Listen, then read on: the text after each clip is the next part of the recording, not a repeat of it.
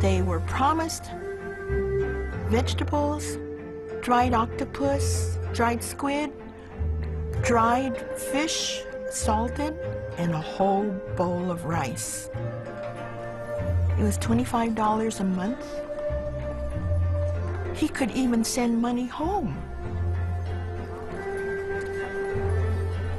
Men had to leave in order for their families to survive. There's an old saying in the southern villages, if you go overseas, you might drown. But if you stay home, most assuredly, you will starve.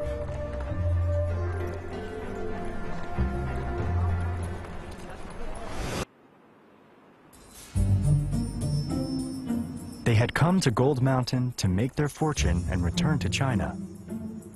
But by the 1870s, there is a significant shift. Chinese sojourners are now becoming settlers.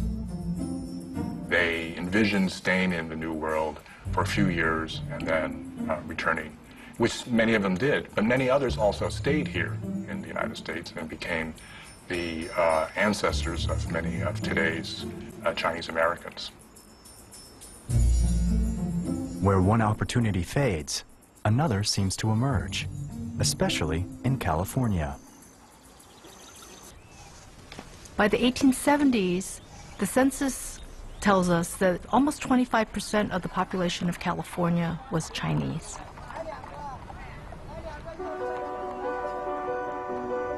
After the Transcontinental Railroad, thousands find work east of San Francisco in an area remarkably similar to China's Guangdong Delta. They would build the Sacramento River levees that put California agriculture on the map. 150 years ago, this whole area was swamps.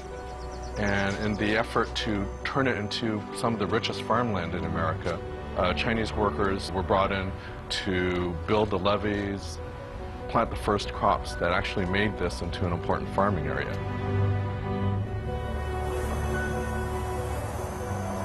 Darren Owing knows this area well. He is the great-grandson of one of the first Chinese who settled here.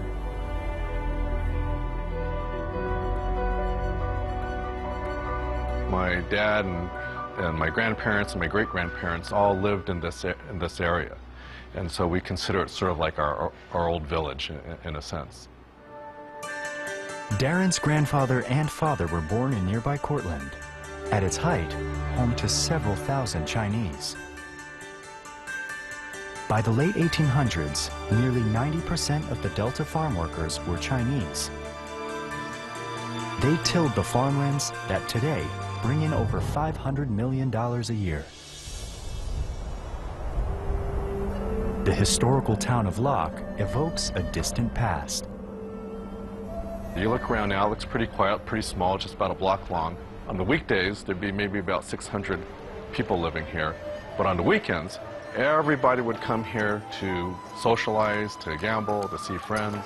And so this town really was the central hub for all the Chinese working within dozens of miles of here. Ties to China are strong, and traditional Chinese culture thrives. Darren's grandfather is among the crowd pleasers. My grandfather was a Chinese opera star, and so he performed here in this town, but also in Chinese communities all up and down the West Coast.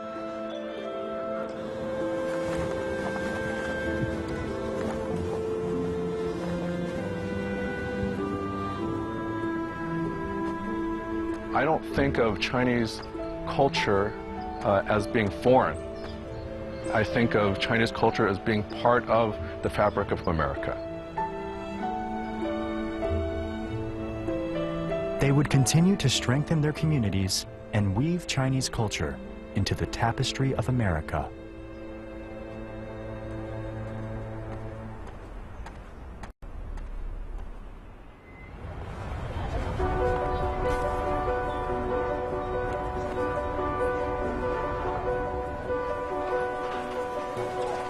By the late 1870s, over a quarter of the population of San Francisco is Chinese. It has the largest Chinatown outside of China.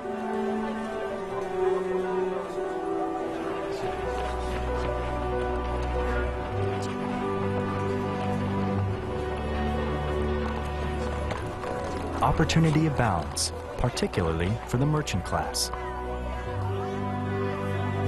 Manufacturing and trade are expanding rapidly, thanks to the completion of the Transcontinental Railroad.